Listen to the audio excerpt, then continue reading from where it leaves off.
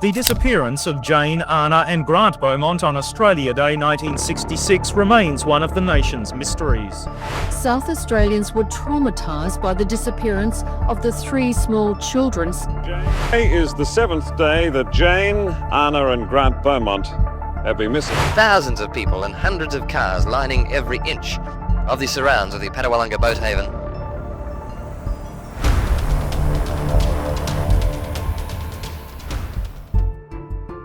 Every single morning, she woke up hoping today would be the day she finally got an answer. It never came. Nancy Beaumont died in 2019, not knowing what happened to her three children, not knowing where they were, not knowing who took them. On the 26th of January 1966, Jane, Arna, and Grant Beaumont left their home in suburban Adelaide, Australia.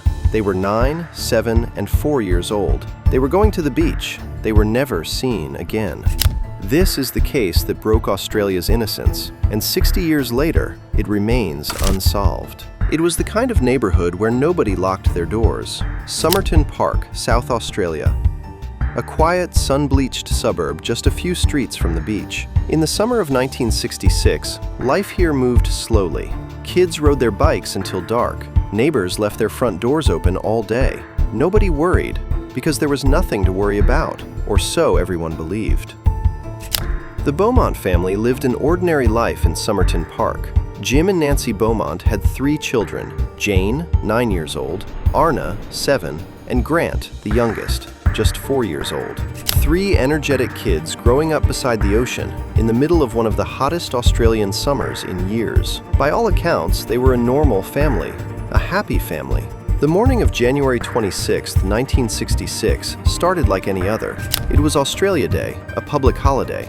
Jim Beaumont was working, Nancy was home, and the three children wanted to go to the beach. Glenelg Beach was less than 2 miles from their house. The kids had made this trip before, many times.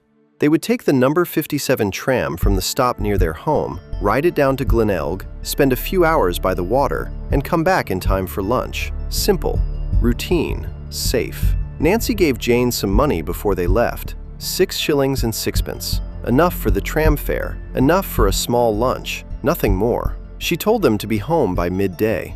Jane took the money, and the three children walked out the front door. Nobody saw them come home. The walk from the Beaumont house to the tram stop took just a few minutes. The route was familiar, past the small shops on Harding Street, through the quiet intersections lined with jacaranda trees, toward the coast. For Jane, Arna, and Grant, this wasn't an adventure. It was just another summer morning, a morning like dozens they'd had before. They had no reason to be afraid. They had no reason to be cautious, because in Somerton Park in 1966, nothing bad ever happened. Somewhere between Somerton Park and Glenelg Beach, something happened. Something that would change Australia forever. Something that, 60 years later, no one has ever been able to fully explain.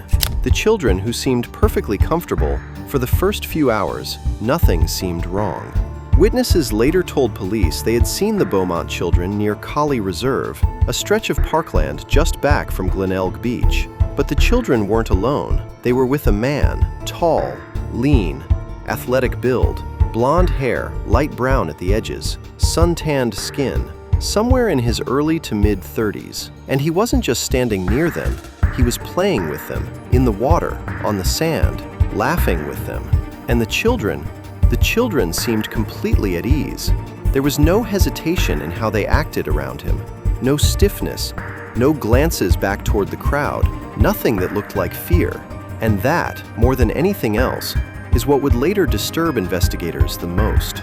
Because Jim and Nancy Beaumont would tell police that their children, Jane especially, were shy around strangers. That was just who she was, cautious, reserved, not the kind of child who warmed up to people quickly. But on this particular morning, the witnesses saw something different entirely.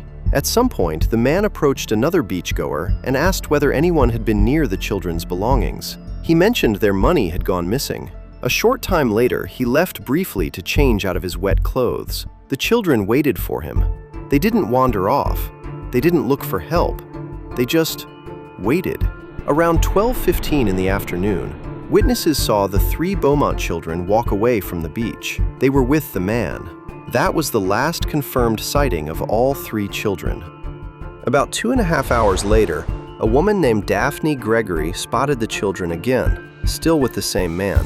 She noticed he was carrying a bag, one that looked like it belonged to Jane, but it was another detail that would catch investigators' attention far more. The owner of Winsel's Bakery on Mosley Street told police that Jane Beaumont had come into his shop that day. She bought 5 pasties, 6 finger buns, 2 bottles of fizzy drink, and a meat pie. It didn't seem like a purchase meant for just 3 children. And then came the detail investigators couldn't explain. Jane had paid with a £1 note. That was a problem. Nancy Beaumont had given the children 6 shillings and 6 pence before they left that morning, not a pound. 6 shillings and 6 pence, just enough for the tram fare and a small lunch. The bakery owner also noted that the Beaumont children had never bought meat pies before. It was an unusual purchase. So where did the £1 note come from? Investigators reached the same conclusion. Someone had given that money to the children, and that someone was almost certainly the man at the beach. This wasn't just a strange detail. This changed everything, because it meant this man hadn't just happened to befriend 3 children at the beach. He had come prepared. In the days after the children vanished, investigators began to focus on an unsettling possibility. What if the children already knew this man? Or at the very least, what if Jane did? It would explain why she wasn't shy around him. It would explain why the children waited for him, why they walked away with him without any sign of distress. And then Nancy Beaumont remembered something, a conversation she'd had weeks earlier with her daughter Arna. Arna, 7 years old, bright-eyed, matter-of-fact the way young children often are, had said something to her mother completely out of nowhere, casually, conversationally, the way a child mentions something small that doesn't seem worth dwelling on. Jane has a boyfriend at the beach. Nancy had smiled. She assumed Arna meant a playmate, a child Jane had met on a previous visit. She thought nothing more of it. She would spend the rest of her life thinking about it. Back in Somerton Park, the afternoon passed slowly. Nancy waited. Midday came and went. The children didn't come home. At first, the explanations were ordinary. Maybe they missed the tram. Maybe they lost track of time. Maybe they decided to stay a little longer. It was a holiday. It was summer. These things happened. But as the afternoon stretched into early evening, the ordinary explanations started to feel hollow. Jim Beaumont drove to the beach. He walked the sand. He checked the areas the children liked. Nothing. No Jane, no Arna, no Grant. He went back home, and then he called the police. In the first hours, police approached the situation cautiously. So the first thing, over here towards this ridge. Right, you can break line now, come over. Children went missing at the beach sometimes. They wandered, they lost track of time. They almost always turned up. Officers searched Glenelg Beach. They checked the surrounding streets, the nearby buildings, the sand dunes at the edge of the reserve. They waded into parts of the ocean. The airport was placed on alert. Train lines were monitored. Roads leading out of the state were watched. As the hours passed without any sign of the children, what had begun as a missing persons call started to feel like something else entirely, something worse. Within 24 hours, every person in Australia knew the names Jane, Arna, and Grant Beaumont. The disappearance of Jane, Arna, and Grant Beaumont on Australia. Thousands of people and hundreds of cars lining every inch of the surrounds of the Padawalanga boat haven. South Australians were traumatised by the disappearance of the 3 small children. Jane, Anna, and Grant Beaumont have been missing, and it's the 4th time that the police have searched this area of the Sandhills. 3 days after the children vanished, the Adelaide Sunday Mail published a front page that stunned the country. The headline read, "Sex Crime Now Believed." For many Australians, that headline was the moment everything changed. The possibility that these children hadn't simply wandered off, that they had been taken deliberately by someone who had planned it, suddenly felt very real. Even in those first hours of the investigation, something was off. The timeline didn't hold together cleanly. Early statements suggested the children had left home around 1 p.m. and were expected back by 5. But Jim Beaumont later told investigators that wasn't right. The children had actually left around 10 in the morning, and they were supposed to be home by 2 in the afternoon. That was a significant discrepancy. It affected when the children would have arrived at the beach. It affected how long they'd been there before the man appeared. It affected almost every witness account that followed. Investigators also noted something else Jim mentioned. Jane could barely swim. Arna and Grant couldn't swim at all. 3 children at a busy beach, none of them strong swimmers, and yet every witness described them playing in the water with the man. Police formally recorded these inconsistencies. They never resolved them. But in those early hours of the investigation, one thing became clear. The timeline itself held clues. Time was the enemy that day, and time was the witness. Let's follow what happened, hour by hour. 10 a.m., the number 161 bus arrives. Jane, Arna, and Grant board it. The doors close. The bus pulls away. 10:15 a.m., the bus arrives at Glenelg Beach. On Australia Day, the beach is packed, hundreds of people. The children get off near Moseley Street. 10:30 a.m., multiple witnesses see 3 children matching the Beaumont descriptions near Collie Reserve. They're playing in the shallow water. 11 a.m. to 12 noon. Witnesses report seeing the children with a tall, blonde man. He's playing with them. They seem comfortable with him, playing games, tossing them in the water, laughing. 12:15 p.m. At Wenzel's Bakery on Moseley Street, 3 children purchase food. They pay with a £1 note. The shopkeeper remembers this detail because it's unusual. 12:15 to 1 p.m. The children are seen near the changing rooms at Collie Reserve, still with the man. 12 o'clock noon. Nancy Beaumont has lunch ready. The children should be home any minute. 12:15 p.m. No sign of them yet. Nancy isn't worried, not yet. The bus schedule isn't always perfect. 3 p.m. Nancy walks to the bus stop. She watches every bus arrive. No children. 3:30 p.m. Nancy returns home. She calls Jim at work. Jim says he'll come home early. 4 p.m. Jim arrives. They drive to Glenelg Beach. The beach is crowded. No sign of the children. Jim searches the changing rooms. Nothing. 5 p.m.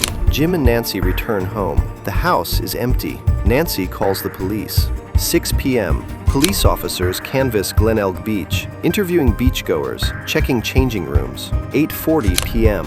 The search expanded to Brighton Beach, West Beach, and Henley Beach. 9:50 p.m. A volunteer sea rescue group begins conducting an organized search along the coastline. 10 p.m. Police request permission to put out a public appeal on radio. It is granted. 10:17 p.m. Officers search Boathaven, abandoned vessels, the marshland nearby. By midnight, over 100 police officers and volunteers are searching the area. They search the beach, the jetty, the dunes, the nearby parks. Nothing. The children have vanished. Somewhere in Adelaide that night, 3 children were not in their beds, and no one knew where they were. In the days that followed, police received dozens of reported sightings. Most led nowhere, but one stood out. A local postman came forward. He knew the Beaumont children personally, and investigators considered him a credible witness. He told police that around 2:55 in the afternoon, he had seen all 3 children walking along Jetty Road. The spot where Mr. Patterson last saw the 3 Beaumont children. He was riding his bicycle down Moseley Street, and he saw them standing right where I am. He stopped his bicycle just here. He said hello to them. Then he turned around the corner into Jetty Road and went down towards the post office. Now, the children, after he passed by, the children walked across the road. But here was the thing that stayed with investigators. He described their demeanor. They were holding hands. They were laughing. No fear, no urgency. If the postman was right, if this sighting was accurate, then the children were alive and well at 2:55 p.m., which raised an impossible question. What happened between Jetty Road and home? A walk of 30 minutes at most, and yet they never arrived. 2 days later, the postman called police again. He wasn't sure about the time anymore. He wasn't certain. He might have seen them earlier than he first reported. With that single phone call, one of the most significant sightings in the entire case became a question mark. 2 years is a long time to live without answers. 2 years of every phone call, every knock at the door, carrying the possibility that this time, maybe this time, someone would have news. For Jim and Nancy Beaumont, those 2 years had been an exercise in endurance. And then, in 1968, 2 letters arrived. The first letter appeared to have been written by Jane Beaumont herself. The second was from a man who claimed he had been caring for the children. He called himself the Man. Both letters bore postmarks from Dandenong, a suburb southeast of Melbourne in the state of Victoria, several hundred miles from Adelaide. The letters said the children were alive, that they were safe, that they were being looked after. The man wrote that he had taken on guardianship of the children, and he was willing to return them. He named a meeting place, a specific location, a specific time. "Come alone," he wrote, "and I will bring them back to you." For Nancy and Jim Beaumont, this was the first thing in 2 years that felt like real hope. Not a rumor, not a possible sighting from someone who might have been mistaken. Letters. Physical letters, with words that looked like their daughter's handwriting. Police did not dismiss them outright. Investigators compared the handwriting against samples of Jane's schoolwork. Some of them believed that at least one of the letters may have actually been written by Jane.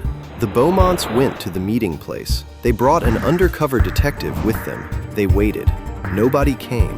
Weeks later, a third letter arrived. The tone had changed. The man wrote that he had known about the detective, that the Beaumonts had broken his trust, that because of what they'd done, he would not be returning the children. He would keep them. And then the letters stopped. No fourth letter, no explanation, no contact of any kind, just silence. For years, for decades, the letters remained one of the most debated pieces of evidence in the entire case. Were they real? Had Jane actually written them? Was there a chance, however small, that the children had been alive in 1968? Nancy held on to that possibility. How could she not?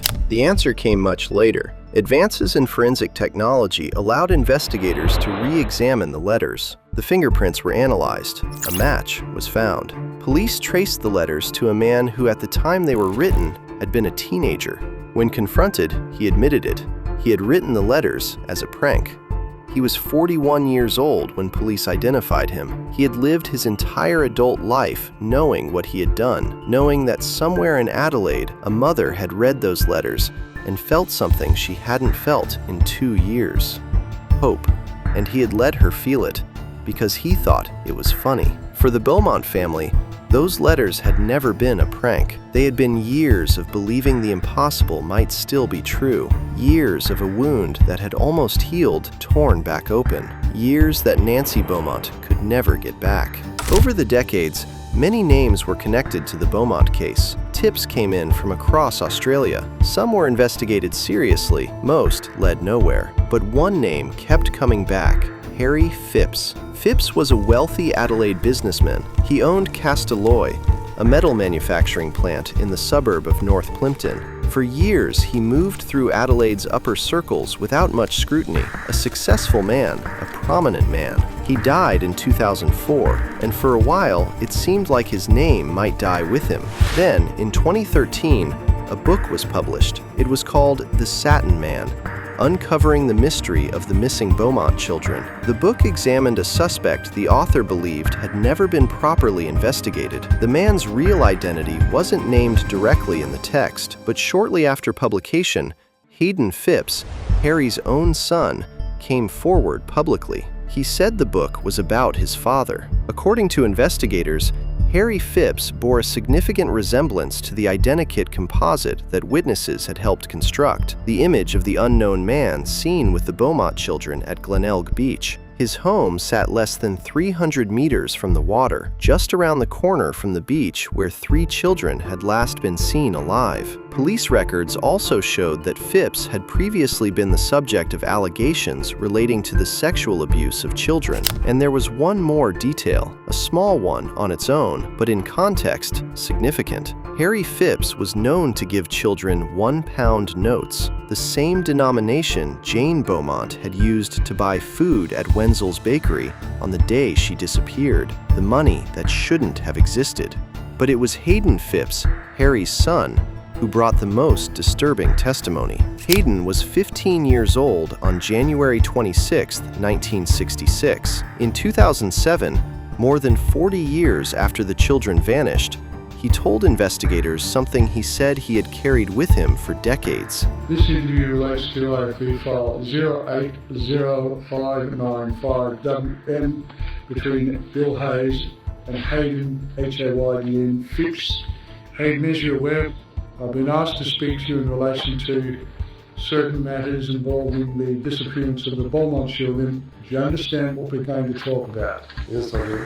He said he had seen the 3 Beaumont children inside his father's yard on that day, January 26, 1966. Well, did you see them talking to Harry? Yeah. Well, I saw them coming into the backyard from the country house. There comes Dad's car. I think they were inside the house, and that's it. Did you hear what they're saying? Well, what's your father? He also told investigators that he himself had been severely abused by his father throughout his childhood.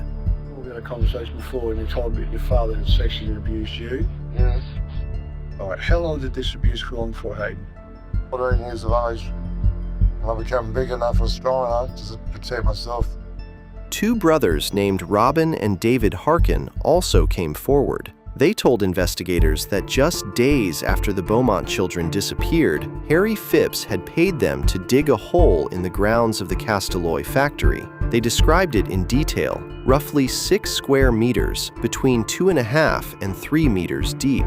Phipps had given them money to dig it and hadn't offered an explanation. They dug it, and they'd thought about it ever since. This information sent investigators back to the Castilloy site, a location that had already been searched in 2013 and again in 2018. But this time, there was new data. Researchers from Flinders University had conducted electrical resistance tomography testing across the factory grounds. The technology measures subtle changes in soil composition underground. It found an anomaly, a specific area of disturbed ground, approximately 50 meters from where previous searches had been focused. Detective Senior Constable Des Bray described it carefully. He said it might have a completely innocent explanation, or it might be the pit the Harkin brothers had described. Excavations followed, large-scale, methodical. Investigators sifted through thousands of tons of soil.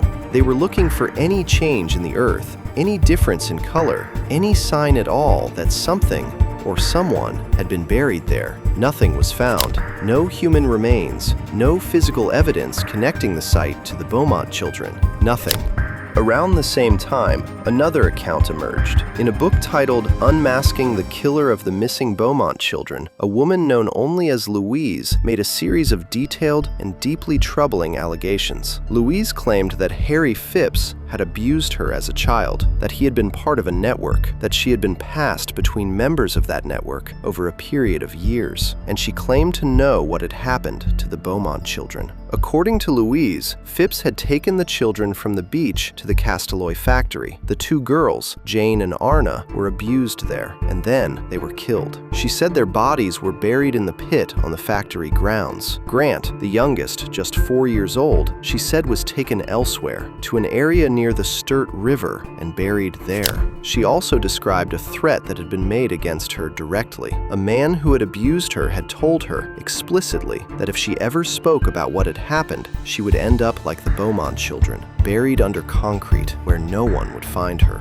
A retired South Australian detective named Bill Hayes investigated Louise's account personally. He administered a polygraph test. The results, he said, showed no indication of deception. Hayes has stated publicly that he believes it is possible the remains were moved before the searches took place. He believes Louise is telling the truth. But belief is not evidence, and as of today, no physical evidence has ever been found to confirm what Louise described. No remains, no forensic proof, nothing that could bring a case to court. Harry Phipps has never been charged with anything related to the Beaumont children. He died in 2004, and the law can do nothing to a dead man who was never convicted. As months passed and the children remained missing, the Beaumont case began attracting international attention. And with that attention came something that, in hindsight, says a great deal about how desperate the situation had become. On the 8th of November, 1966, less than a year after the children disappeared, a Dutch psychic named Gerard Croiset arrived in Australia. He had been flown in specifically to assist with the investigation. Croiset was, at the time, one of the most famous psychics in the world. He had worked on missing persons cases across Europe. His arrival in Adelaide was covered extensively by the press. I think it'd be very difficult for him to meet us. I think he's a very feeling man, and I think that his main objective is finding the children more so than talking to us.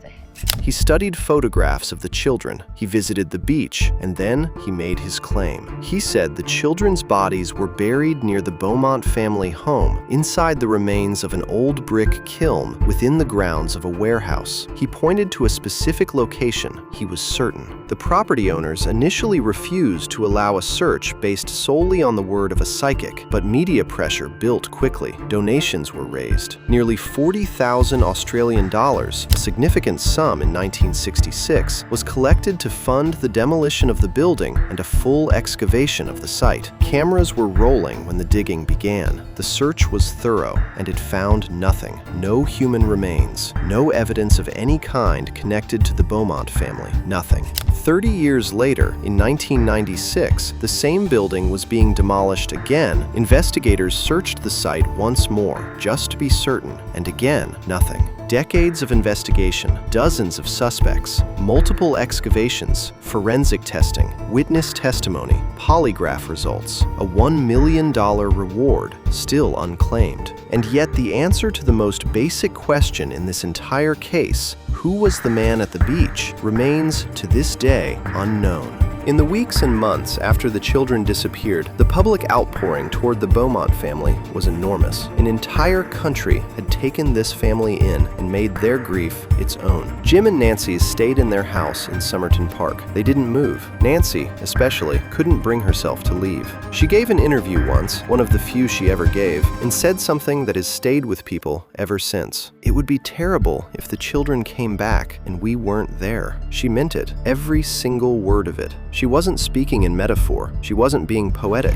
She was a mother who genuinely believed, or needed to believe, that one day her children might walk back through that door, and she was not going to be the reason they came home to an empty house. Over the decades, the Beaumonts followed every lead they were given, every one. Each time, the same cycle, a phone call, a surge of something that felt like hope, and then nothing. The lead would dry up. The person would recant or disappear or turn out to be wrong, and Jim and Nancy would have to find a way to keep going again. Eventually, Jim and Nancy separated. They sold the house in Somerton Park. They spent their final years quietly, out of the public eye. But South Australia police always had their new addresses on file because the case was never closed. It is still open today. Nancy Beaumont died in 2019. She was 86 years old. Jim Beaumont died in 2023. He was 96 years old. The disappearance of the Beaumont children was not just a criminal case. It became something larger than that, something that embedded itself into the national identity of an entire country. In the Australia of 1966, it was completely normal for children to take public transport alone, to spend whole days at the beach without their parents, to roam their neighborhoods from morning until dark. Nobody considered the Beaumonts irresponsible. Nobody questioned the decision to let 3 young children ride a tram to the beach on a public holiday, because that was simply how life worked. Children were safe. The world was safe. That was just understood. The Beaumont case, alongside other cases of the era, including the abduction of schoolboy Graham Thorne and the Wanda Beach murders, cracked that understanding open. For a generation of Australian parents, these cases collectively became something people still refer to as the end of innocence, the moment the country stopped believing that nothing bad could happen here. Families changed how they raised their children. Schools changed how they talked about strangers. The culture shifted quietly, permanently, in ways that are still felt today. And for a specific generation of Australians, the ones who were children themselves in 1966, who heard their parents talk about it, who grew up in its shadow, Glenelg Beach never felt the same again. It still doesn't. Every year in Australia, tens of thousands of missing persons reports are filed. The vast majority are resolved within 24 hours. People are found. Families are reunited. The system works most of the time. But the Beaumont case has never been resolved. Not in 60 years. No bodies have ever been recovered. No one has ever been charged. No one has ever been convicted. A $1 million reward remains unclaimed, and the case file at South Australia Police remains open. Jane Beaumont would be 68 years old today. Arna would be 66. Grant would be 63. Somewhere there is a man, or there was a man, who knows exactly what happened on that beach, who knows what happened after, who has carried that knowledge for 60 years, and who has never said a word. On the 26th of January every year, Australia Day, people still leave flowers at Glenelg Beach. Not because anyone organized it, not because anyone asked them to, just because they remember, just because some things are too important to forget.